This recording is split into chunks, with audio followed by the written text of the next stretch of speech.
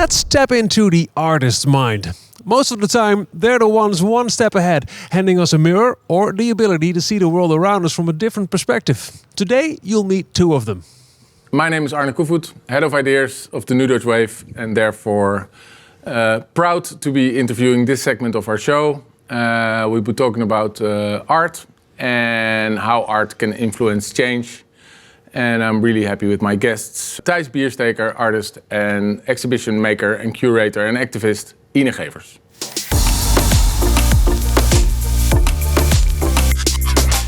Ine, welcome to New Dutch Wave. As you are an exhibition maker, curator, and an activist and a writer, that's quite the list. Which one of these roles describes you most? Well, that's a difficult question with a complex answer because they have all their role to play. So you could say that all the topics that I try to address are very much topical and urgent for societies at large. And I see art as a wonderful tool to enable, to show different visions, radical visions if possible. And that is actually my activism, to be able to show different routes towards a better future. So it's if art is the vehicle Yeah. to be the activist about. Yeah. I think that makes sense. And it's also really the sign of the times right now, because we are talking about radical reimagining and a state of urgency that we are in. What is your current project that you want to discuss with us? Yes, well, the current project is Fake Me Hard. And I want to show a bit because Fake Me Hard actually brings together two all the projects. One is called Robot Love. I want to show a short film.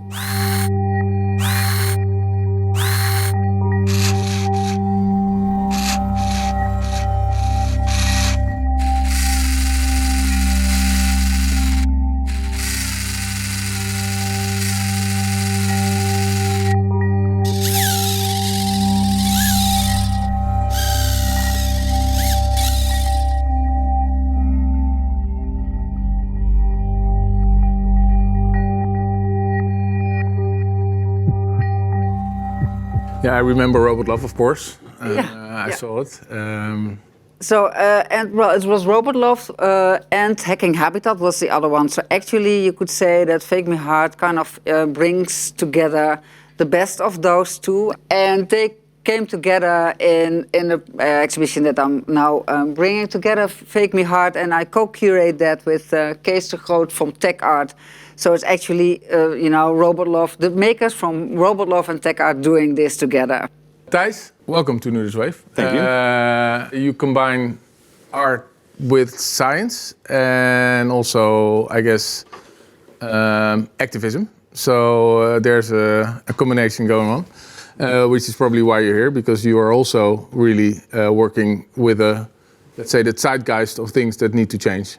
Yeah, I guess all my work centers around climate change and the urgency from nature. So I mix up science with art, where I always start by collaboration with scientists. And after we found the facts that are most stunning to the public, I translate them to interactive art pieces that go into a relationship with you, try to provoke some thought about these topics that isn't too hardcore activism, but pulls you in, lures you in by aesthetics, and then slowly lets this message massage in and shock you, and you go out pretty shocked most of the times. So you're seduced, and then later on Yes. you're... Exactly, a bit of love, taught. a bit of robot love with all the techniques. First you're going to win them over, and then you can teach them something. Exactly. So what is your latest work? Yeah, we just launched a new exhibition here at Next Museum, which is basically downstairs. Yeah. And I work together with Stefano Mancuso, which is a really scientist that discovered and that is monitoring how trees are talking to each other and how plant intelligence is developing everywhere in the world. So I spent some time in his lab, and we took his data sets and we translated that to a sculpture inside of a room that talks exactly how trees are talking when they're underground. So we programmed two AIs to mimic everything that's happening underground. And what I want to do with that is just give people an invitation back into that ecosystem. The moment, basically make them a bit jealous of how beautiful and how elegant and how simple that symbiotic relationship between trees and nature and the forest is. It's almost giving a narrative to science, right? And I think that's a good beginning of where science stopped communicating. Years and years ago, I think there's a part for artists and for curators to take off on the knowledge that's developed into every university, every research lab. There needs to be, there's a giant gap to fill. If we want to move into a sustainable future, then we need to fill that gap between the public and the science. And I think, it's our role to bridge that gap. Ine, can you share a bit more on the questions you asked the audience? What I'm actually also with Fake Me Hard try to do is we make clear what is our environment, and actually use the same tools as Thijs has been describing, because it's seducing, it's pulling the public into an immersive and expanding environment, which is of course all the fun and the sexy part of data algorithms and of course upcoming artificial intelligence. But there is also an ethical aspect to it. Yeah, so that is of course I could quote James Bridle. We like that to do that for the Fake Me Hard, which is like complexity is not something to be afraid of. It's a lesson to be learned. And so in that sense, it's really about how we co-evolve and co-work together. Humans and algorithms, we invent stuff, technology, etc., and then we kind of are shocked that it also shapes us. Yeah, because we have always this idea that we stay the same and we have it all under control. Of course, that's not true. And for us, I think for Fake Me Hard, it's really important not only to show how this works, so the kind of the mechanisms and the power dynamics behind it, but also sharing the tools to fight back and to speak back and to really give a human feedback in all its diversity. We're slowly seeing the end of the tunnel of this global pandemic. It feels like there's been, super focus on that, and some other climate issues has maybe been you have to find on page 6. Yeah. They're no longer on the front page, but there now that we are reawakening, I guess there's new urgencies that manifest themselves. Do you think the world is about to re-begin and or change? Is there going to be like a new normal? Normality is always, of course, a problem. It's I think of Foucault and so many others who have kind of tried to tell us, how that changes us and how we let ourselves be governed, because that is what the new normal, actually is. But of course, on a larger scale, like in deep time, because that is really important.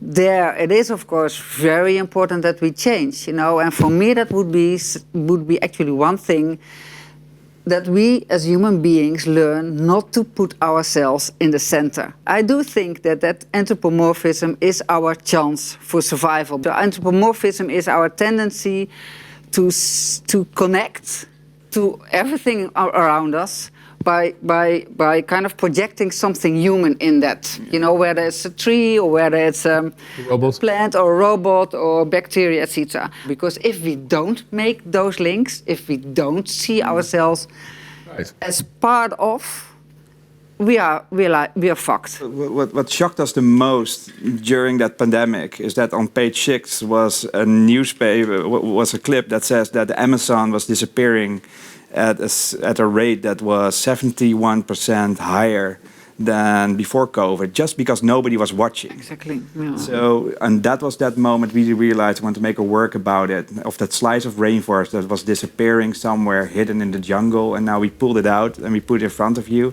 and we made a sculpture that could disappear on the rate of the deforestation. So every leaf that you can see here flickering marks the loss of 225 square meters of rainforest.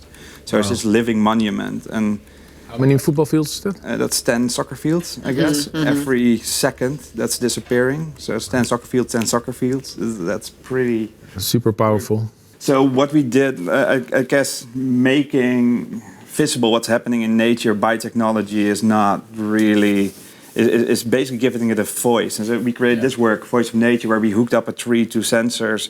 We pulled out the data, and it shows how it was reacting on climate change in real time. And basically giving it a voice that we can understand as human beings. And I think that the role of technology in our future is giving the things around us a voice that we can actually read, like data streams. The moment we came there and the tree was down, like it needed to have water, and everyone's like, no, it's just fine. And then we hooked up the sensors, we showed them the data, and 15 minutes later there was a guy with a giant water tank filling the tree. And that's just what the power of technology can do. Yeah.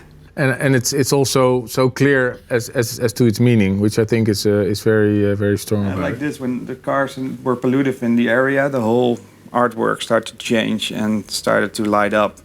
And this little Chinese girl came to me. It was in China, in Chengdu, and she came with a Google Translate app. Technology, here we go. And she told me like the tree gets angry when the car's around. I'm like, yes, this is exactly. So then we went home. Done, job done. Well, for sure, but it's only the beginning. So, but this is really showing the way, and I think that's important. And I'm actually like chauvinistically proud of the fact that you're making this work and you're setting up this exhibits. If you have a message for other artists or creatives in the listening or looking right now, what would it be? Well, actually, my message would not be for the artists, because those are the ones, if they're good artists, who already are doing it. Already know. Yes. My message would be for the rest of the world. Oh, that's good. Like how important creativity and resilience is, in order to take magic and radical steps forwards. That's really, and I think, and I'm talking about artists in general. Those are not only the ones that have actually been taught to become an artist, because artists are everywhere, I think. It's really the creative mind that is necessary, to make kind of unpredicted liaisons and links with everything around us. That would be my... Excellent. I think that makes us resilient. For me, it works great. Thijs? No, I mean, of course, I agree on every level. I think we should not forget after this pandemic that it shows us two things. One, normal was broken already, and we need to start realizing that. And the second thing there is, if it showed us one thing the last year, it's how flexible we are as a society, how we can bend rules. And if we can bend societies and rules this quickly, we can do that as well for climate change. We can do that as well for all the other big challenges. So we've realized how flexible we are, and we shouldn't forget that that's a tool as we human beings have developed the last year. So let's take that as a lesson. That's good. Yeah. Good. Thank you. Well, thank you both. No, it was fun. There we go. Thanks. There we go. Next time in Texas again. I'll keep you on that. For sure. Let's go. Definitely.